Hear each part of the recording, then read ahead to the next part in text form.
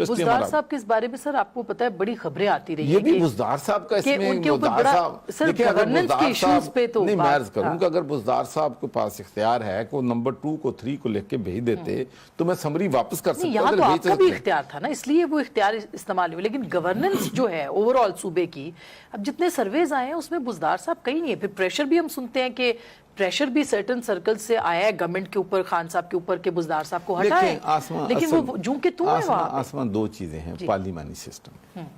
پارلیمانی سسٹم میں ایک تو پروونشل اسمبلی ہے جس میں پارلیمانی پارٹی ہے تحریک انصاف کی, اور ایک پرائم منسٹر ہے فیڈرل گورنمنٹ. پوری دنیا میں ایک تو انفلوئنس ہوتا ہے, ایون میں آپ کو بتاتا ہوں کہ ہماری لیبر پارٹی تھی, لیبر پارٹی میں کا لیڈر جو ہے آل دا ٹائم نہیں, موسٹ آف دا ٹائم جس کو وہ چاہتا ہے وہ لیڈر اسکاٹ لینڈ میں بن جاتا ہے, اس کا انفلوئنس ہوتا ہے. مثال کے طور پر میرا بیٹا لیڈر کے لیے کھڑا تھا اپنے الیکشن میں جو ہے اسکاٹ لینڈ میں, تو وہاں پر جب وہ کھڑا تھا تو پارٹی کے جو لیڈرشپ تھی وہ اس کے خلاف تھی, وہ دوسرے کو سپورٹ کرنا چاہتے تھے. انہوں نے, آپ تو کہتے ہیں یہاں ہوتی ہے دھاندلی, تو وہاں بھی دھاندلی ہوتی ہے. انہوں نے 5000 ٹریڈ یونین کے ممبر بنا لیے گھر بیٹھے, اور میرا بیٹا 2000, پھر بھی 2000 ووٹوں سے آ رہا لیڈر کے لیے. یہ بہت بڑی بات تھی. پہلے ڈپٹی لیڈر وہ الیکٹ بھی ہوا ہے.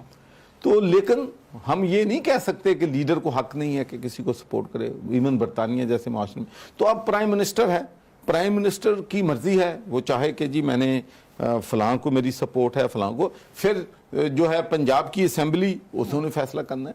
تو یہ فیصلہ پنجاب کے ممبرز آف پروونشل اسمبلی ہے اور پرائم منسٹر کا ہے. یہ میڈیا نے فیصلہ نہیں کرنا کہ وہاں چیف منسٹر کون ہے, یہ گورنر نے فیصلہ نہیں کرنا.